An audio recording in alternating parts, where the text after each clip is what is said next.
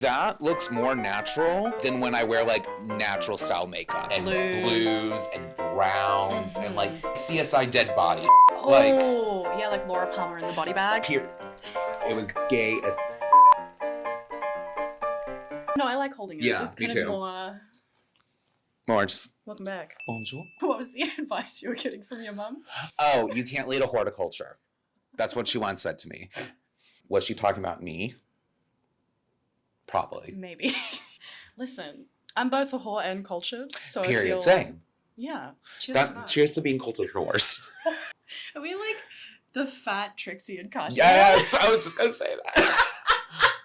But who's who? I think Oh, I'm I can answer Trixie. that. Yeah, I was about to say, I think I'm Katya. Trixie once said the reason why Katya and her work so well is that Trixie looks the most insane, but she's just insane enough. Yeah, okay. Katya looks the more normal, but is the most out there.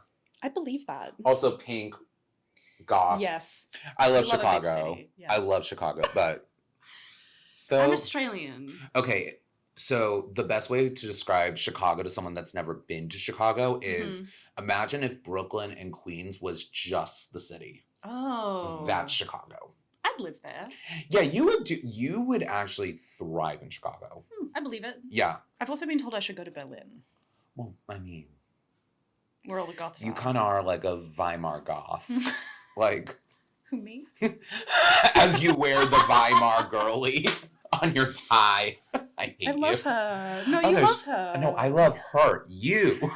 It's not my fault I'm a dyke. God made me this way. As a heterosexual cis woman, I support you. One of my friends just got her FFS, and we had lunch, and literally Congrats, she looks friend. amazing. And the whole lunch, like no matter, like I'd be like pass this on, and she'd be like, as a cis woman, I'm like, oh God, this is gonna create monsters. I support it. Look, trans rights are human rights, but also like what's. Girl, I'm not participating in whatever you're about to say. I'm kidding. Period. Trans rights are human rights. You're bad. I know. You're bad. I know. I'm a heathen. It is what it is. But hey, look, I'm in a house of heathens. Have we sufficiently warmed up with I more? think we warmed up, yeah. Okay.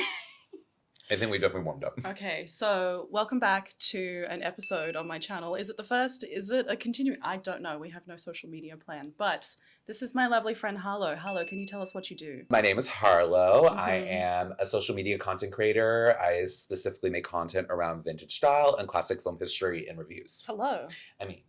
And where can the people find you? Oh, you can find me on Instagram at them_fatale, and you can find me on TikTok at them_fatale93. So I've brought you into the studio today for a fun little collab. And I think that this is going to be something that the people, the vintage loving people and the film loving people are really going to hopefully sink their canine teeth into. I think so too. Y'all better. Look at the material already. Seriously. Period. It's going to be good. It's going to be amazing. ASMR. I hate ASMR. Same. Oh my God. What the fuck is the point of ASMR? Like, why do people do it? Did you? Okay, so bringing in your cultural understanding and film knowledge, you notice I segue. Yes. Can you tell us what you know about the silent film era? Just a couple of little tidbits and maybe where some of our intersections and maybe some foreshadowing for what we're going to do today. Yeah. You'll see what we're going to talk about. Sound film, honestly, this is so going to sound incredibly pretentious to say, but I think silent film is the superior making of film because all you got to do is change the title card to whatever language and it's universal. And as someone who studied acting, acting, shock, big shock. Hey, I was a theater kid. It's okay. We all it all circles back. We know. Film acting at that time, you couldn't use your words. So it was all about your face and how you could contort your face to take on an emotion and triple it. Yeah, and how you could do that with certain features like your eyes. Yes. Like your lips. There's a big reason why many sound film actresses particularly had like saucers for eyes and huge lips, even though they're painted tiny. So we're thinking people like Clara Bow. My favorite sound film star, the original It Girl. If you guys don't know who that is, check her out. There she is. Shall we go? Clara. So who else? Who are some other examples? I think Theda Bara is, for me, such a great example. The original Vamp. Also, can we just talk about, so Theda Bara, as you just said, the original Vamp. Yes. Technically, the first sex symbol in film history. Yes. She created what would have been known then as the Vamp, which I think... This kind of seductress. Yes, exactly. Yeah. I think femme fatale is kind of like the modern word for vamp, or what vamp meant in the early 1900s, 1910s era of sound filmmaking. I feel like the vamp became more disposable as she became femme fatale. If we're gonna dive deep into the history of sex symbols, I mean, this isn't what this video is about, but let's get into it. But sidebar counselor. But that is though the sad part about sex symbols in film history. Yeah. They are the most disposable because they are just viewed as bodies with faces, and after a certain point... Plot devices. Yes, and also once their type is not trendy anymore, because in this world, humans are trendy for periods and then they're not. I don't like that. Do better. Make us famous indefinitely.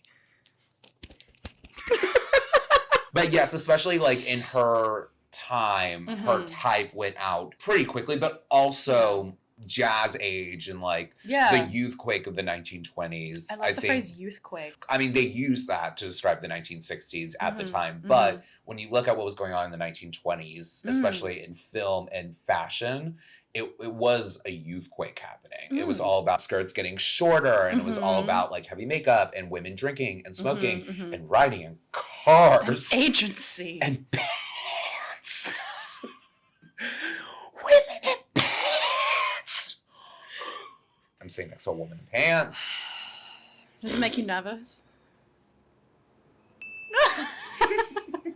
I think the art of sound filmmaking is such an underappreciated form of art nowadays. But when you really look at it, the techniques of silent filmmaking defined filmmaking, obviously. Yeah. Well, and that age-old kind of adage of filmmaking where it's show, don't tell is the basis of what makes up silent film. And let's be honest, the films that are considered masterpieces, even in 2024 standards, are films that show, don't really tell you. Yeah. Because honestly, no audience wants to feel like a dummy. One thing that I love about silent filmmaking, though, I think that helped and elevated the acting of that time period was the makeup. Yes. So tell us a little bit of what you know about the makeup. Not much, but...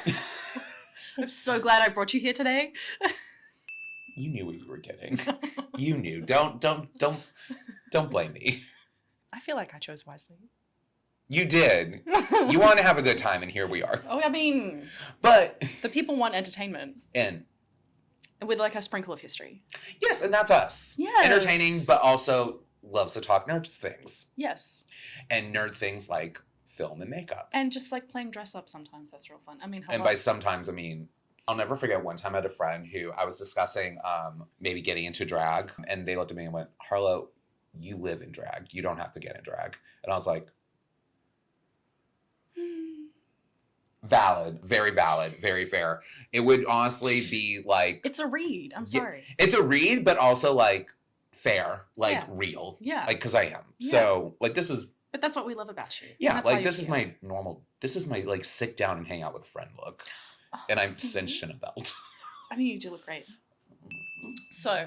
Because we keep getting sidetracked. Yes, we keep getting sidetracked, and ADD is a real diagnosis. So like I said, I don't know much about makeup from that time period. Wow, right when I was getting on track. No, you go. So like I said, I don't know much about the science and the type of makeup that was used in silent film was. No, I mean, if we wanted that, we'd have Erin Parsons here. Bring Erin Parsons. Y'all need to collaborate. I'm working on it. I love her. Shout out Erin. We love you, Erin. So we don't know the science, but we do know that they had to use funky colors. Yes, and I think that's one of the most interesting fun facts about that era that many people don't know is that, when you're looking at the film, you're probably assuming that they just were heavily rouged with and lipped and reds and blacks. Yes, reds and blacks. But the colors that were really being used were purples and greens and blues and browns and colors that you you would think clown Clown or like CSI dead body. Oh, yeah, like Laura Palmer in the body bag. Here. So the reason that they had this... Why are you looking at me like that? You're just so pretty. Stop. So the reason that they had to have these kinds of wild, almost clowncore, I mean, like, clowncore happens a lot in this studio, but this is a different kind of, this is like, I would say unintentional clowncore, or clowncore by force. Well, clowncore in this studio, yes. Clowncore by force. Your clowncore is amplifying clowncore. Yes. Silent film clowncore was to make it look human. Yes, was to make them look like they didn't have ruddy red skin like everybody does. Yeah. There was a lot of makeup that got caked on in order... Because often one of the things I read is also that apparently the lead was made to look a little bit paler than the rest of the cast. Yes. Well, back then... That's like racism, right? Well, yes, it all stems from racism. Because back then, it was racism. Trying to make yourself... in the like Victorian, Edwardian eras, which bled into turn of the century fashion and beauty standards, was being as pale as possible. Yeah. Because you didn't want to look like you, quote unquote, worked outside. You didn't work with your hands. Yes. Yes. Yeah. But that's not what we're going to be exploring today. I think that we're not going to be whitening you in any way. No, I'm pretty white enough. Yeah. Silent film makeup is just such a interesting, unique process that, you know, a lot of people don't know. So, and I guess one of the super important things that we've kind of skimmed over just a tiny bit, I mean, like... We've been skating around. Yes. So it's that this was actually necessary, this kind of like forced clowncore or horrifying makeup, as it was also coined and termed by, was it the guy who ran Max Factor? Yes. Yes. It was necessary because old film stock was actually something called orthochromatic film. Now, this is a kind of film that is only sensitive to blue and white qualities of light, meaning that reds, yellows, anything with that kind of orangey base is going to go dark. And this is actually the quality of film that I use here in the studio with the tintypes that I make. I thought it would be really fun today to bring in my dear friend Harlow, who is just a slut for the camera. I am. I really... Is this my camera? Hi. Will you let me finish? Yeah, you can finish. You can finish your video. Yeah. Thank you. We're gonna run out of battery. You knew what you were bringing in. I did, but so I for that reason also, but I brought Harlow in here today because I thought that a film historian brain, a photo historian brain, and two people who just love to kind of around and play with makeup and play dress up, I think we're gonna have a lot of fun today. I think we will. So we're gonna do a couple of examples of this old Hollywood style makeup. I think we're gonna get a bit wild with some of the blues and the browns and the greens. I'm not gonna look so like excited this. for the green. I mean, you will. You will on film. Yes, I will on film, and that's the beauty of it. Also, let me tell you about this heathen. This heathen is so excited to put me in a green lip. They are so excited. You make me say what shade I'm wearing just so you can hear me say Nas with an Australian accent. I feel like... Drag me. But I do. I love when you say Nas. Nas. So I think we're going to do 2 looks today. 2 looks. That's probably all we need for an introduction. Yeah? I hope so. Baby girl, this is your channel. Yeah, but we're like a fledgling channel over here. Yeah. Hey, look, you still got to lead. All right, gang. Let's get to it. Get being the drag. I mean, she was skinny, but but in comparison to the era, no. Yeah, look at her. She was like, she had arms. She got the meats, which is why I relate to her. I love the snake titty. I'm sorry you haven't made something like that. Listen. Look, there's always tomorrow. Maybe that should be one of my YouTube videos. Creating a snake bra. You should do it. You should do it. We're on camera. This is going to YouTube, not OnlyFans. Wait, what did you just say?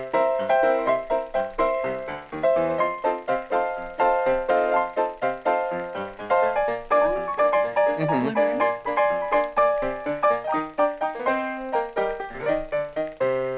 So, Sophie, are you a big silent film fan? I have been a big silent film fan. When I was doing a film degree, it was very like, much one of my favorite requirement, things. yeah. I really loved The Cabinet of Dr. Caligari. I really loved To the Moon. I really loved Metropolis. You really love the Weimar German filmmakers, yeah. And I like the f***ass weirdness of it. Yeah. You know? Oh, yeah. You should watch Sunrise. Oh, A Tale of Two Lovers? Yes. Honey, I've seen it. Okay. I love it. It's beautiful. If someone was like, prove to me why silent filmmaking is more superior, I'm like, Sunrise. The way that they represent dreams in that movie, oh my gosh. It's so beautiful. Just that one shot, it's like POV walking through like the forest. Yes. And it's just like the movement of the trees and you start seeing the moonlight. It is one of the most beautiful shots you will ever see. It's truly a masterpiece. So German Expressionism was really kind of where I found a lot of my inspiration for lighting design, for the aesthetics of what I do. I really love Nosferatu. Period. I love Nosferatu. Well, so the reason I love German Expressionism is because it wasn't just an art movement that was in film, because it was people in Germany responding to the horrors of World War I. It was actually a film movement that bled out into paintings, into art, into music. It was like a multidisciplinary art movement, and I think it was one of the first in the world that really went in many different directions. And it was what? Queer. It was gay as fuck. I'm not allowed on my channel if you say that. Oh, you bleep that out. You're fine. I can say it. You can. I can so say it. Photograph you probably from this side. Okay.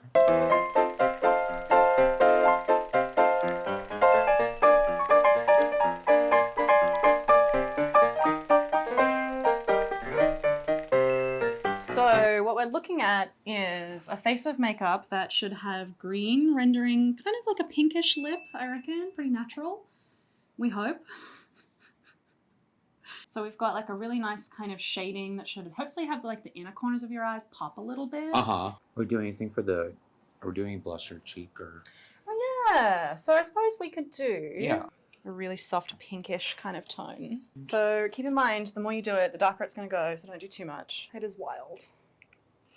I kind of love it. I love it too. Why do I love this look? You know what I think the reason why I do like this? Why? Because the eye is actually good.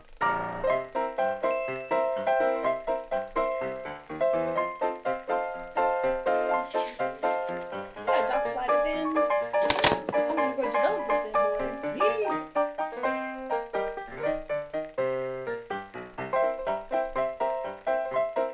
That's a pretty normal looking face. How did that Come from this?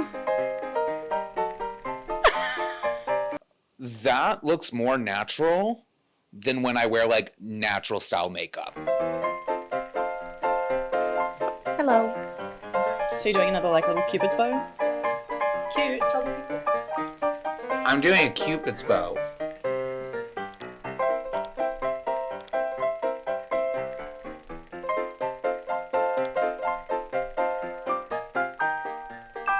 Ooh, cute.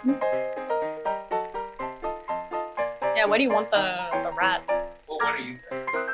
Holding it or on your shoulder? Yeah, I like this. So we're just gonna have to pose him against the black ribbon.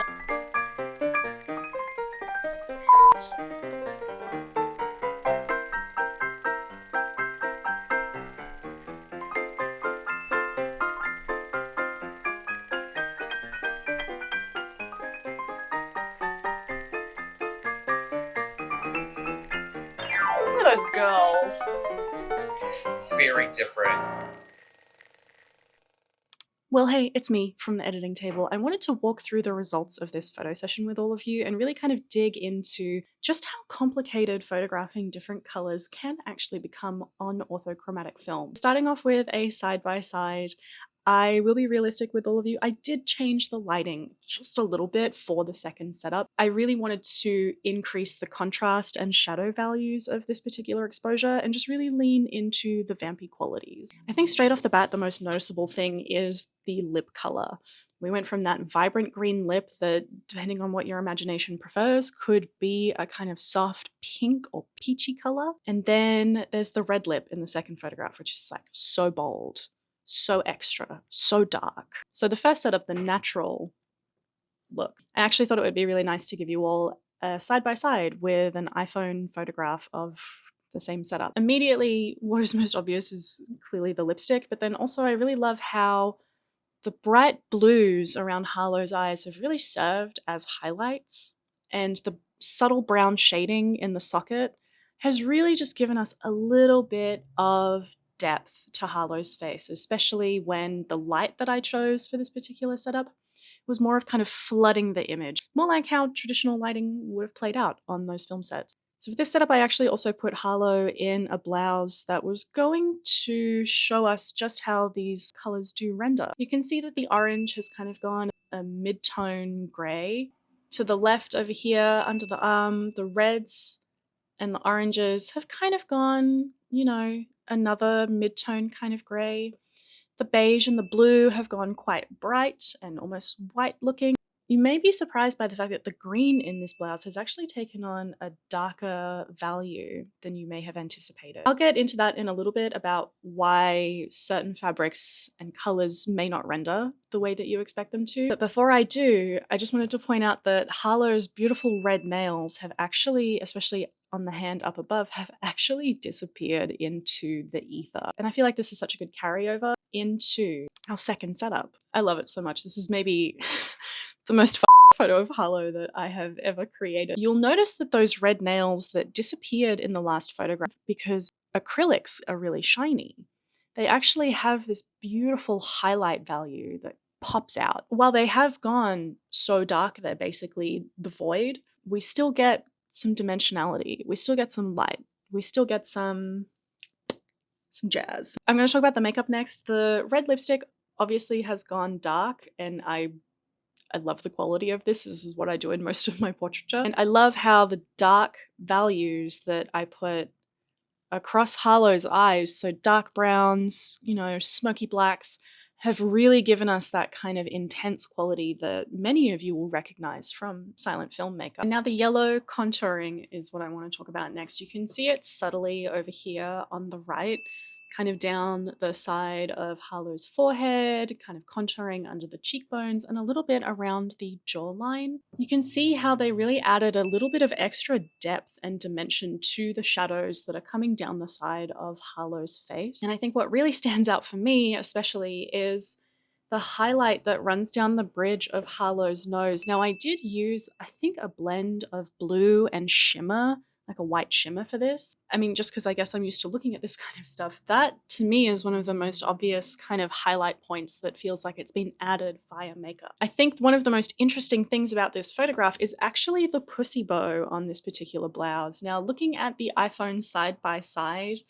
while it is a black fabric and you may anticipate that it would just go dark like the red nails, because there is a subtle sheen and a shine and a reflective quality to that fabric, it actually throws light back at us in a way that for some of you might be unexpected. For me, this is kind of what I live for. The more you kind of get into working with orthochromatic film, the more you will realize that it's not just about the color that you're photographing, but it's also the quality of the highlights of that color, whether that comes through the construction of the fabric, whether it comes through in the fact that you're using, you know, a red or an orange that has a white quality highlight to it. The hill I will die on is that photography is basically just another form of painting. It is painting with light. And I feel like that becomes a really obvious practice when working with orthochromatic film, especially when you start to get into the nitty-gritty of the highlights and the refractions.